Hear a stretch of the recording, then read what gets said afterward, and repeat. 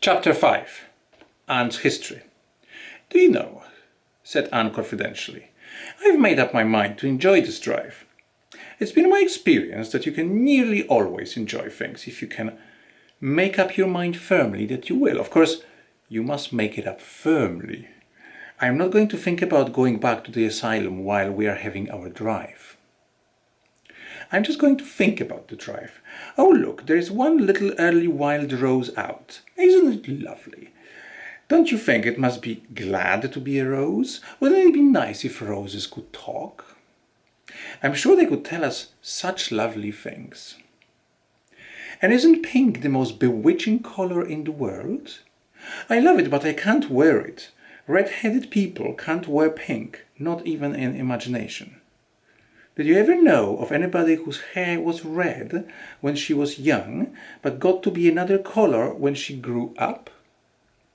No, I don't know as I ever did, said Marilla mercilessly, and I shouldn't think it likely to happen in your case either.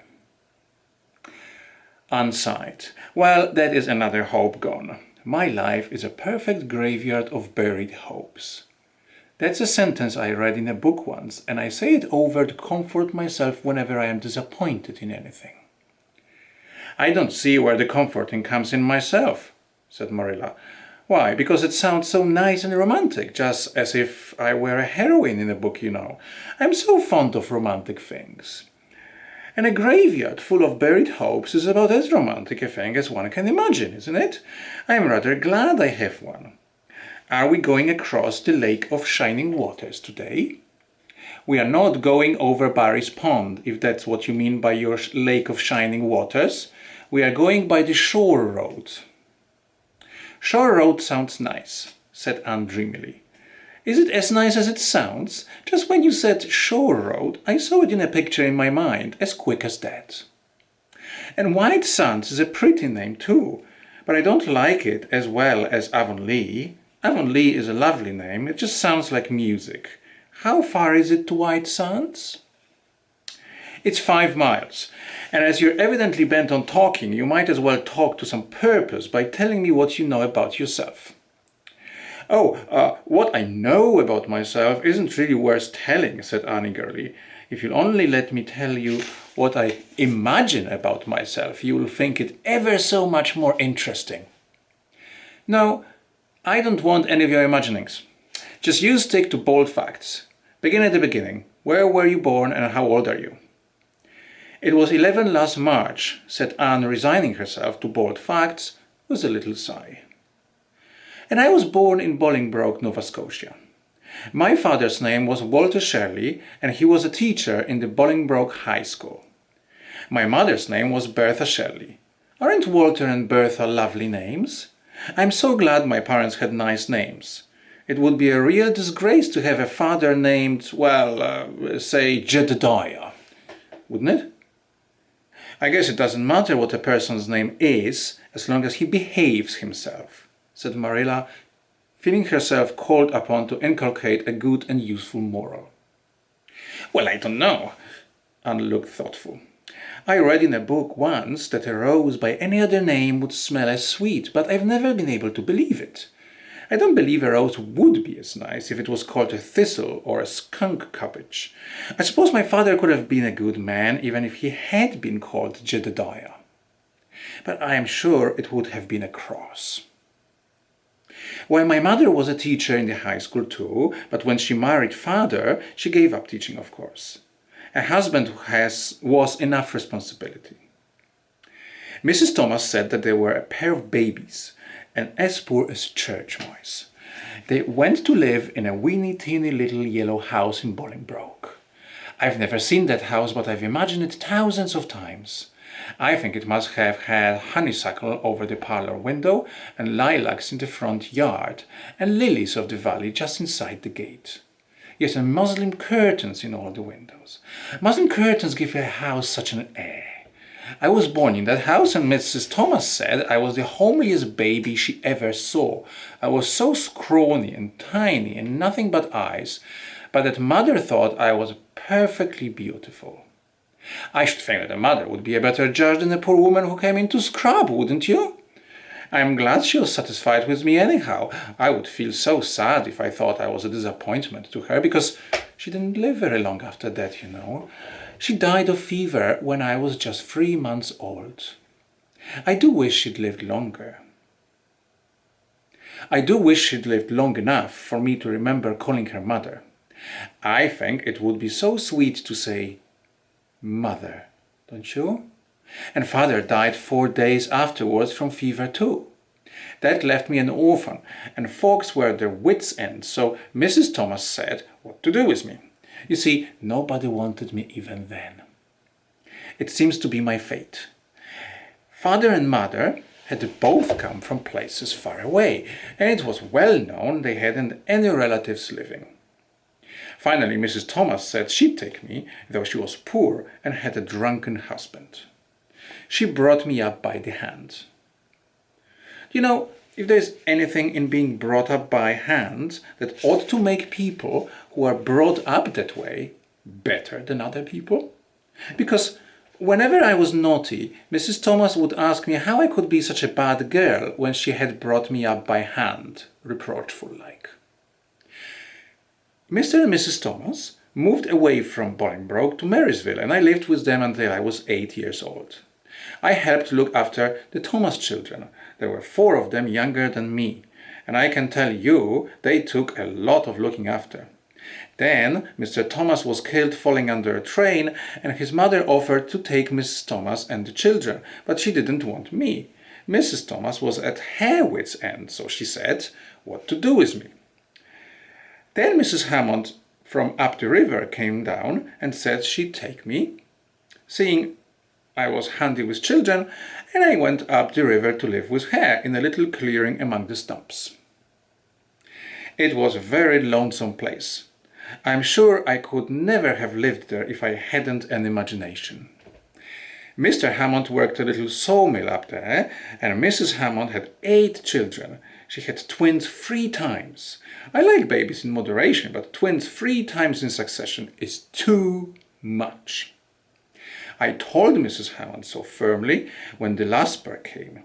I used to get so dreadfully tired carrying them about.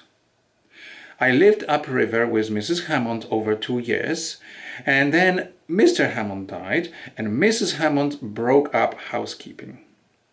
She divided her children among her relatives and went to the States. I had to go to the asylum at Hopeton because nobody would take me. They didn't want me at the asylum either. They said they were overcrowded as it was, but they had to take me, and I was there 4 months until Mrs. Spencer came. Anne finished up with another sigh of relief this time. Evidently, she did not like talking about her experiences in a world that had not wanted her. "Did you ever go to school?" demanded Marilla, turning the sorrel mare down the shore road. "Not a great deal. I went a little the last year I stayed with Mrs. Thomas.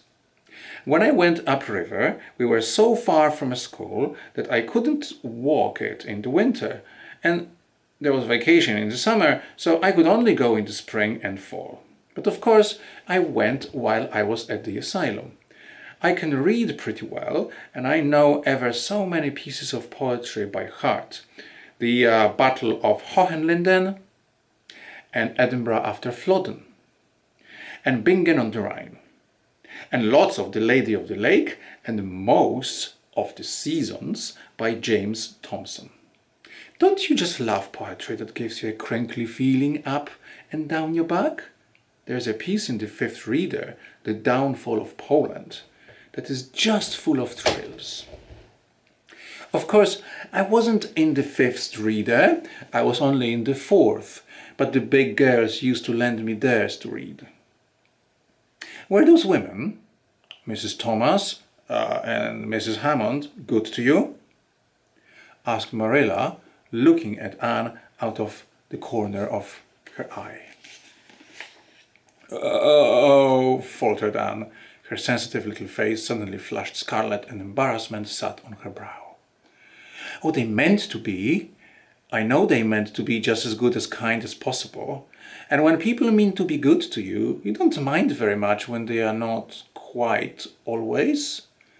They had a good deal to worry them, you know. It's very trying to have a drunken husband, you see. And it must be very trying to have twins 3 times in succession, don't you think?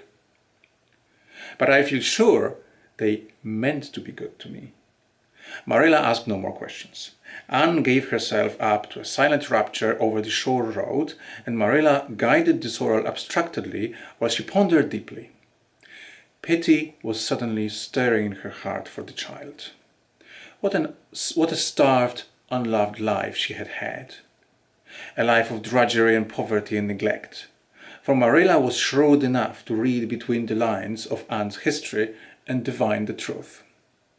No wonder she had been so delighted at the prospect of a real home. It was a pity she had to be sent back. What if she, Marilla, should indulge Matthew's unaccountable whim and let her stay? He was set on it, and the child seemed a nice, teachable little thing. She's got too much to say, thought Marilla. But she might be trained out of that, and there is nothing rude or slangy in what she does say. She is ladylike. It's likely her people were nice folks. The shore road was woodsy and wild and lonesome. On the right hand, scrub firs, their spirits quite unbroken by long years of tussle with the Gulf winds, grew thickly. On the left were the steep red sandstone cliffs, so near the track in places that a mare of less steadiness than the sorrel might have tried the nerves of the people behind her. Down at the base of the cliffs were heaps of surf-worn rocks or sandy coves, inlaid with pebbles as with ocean jewels. Beyond lay the sea, shimmering and blue, and over it soared the gulls, their pinions flashing silvery in the sunlight. "Isn't the sea wonderful?" said Anne, arousing from a long, wide-eyed silence. "Once when I lived in Marysville, Mr. Thomas hired an express wagon and took us all to spend the day at the shore 10 miles away. I enjoyed every moment of that day, even if I had to look after the children all the time. I lived over in happy dreams for years.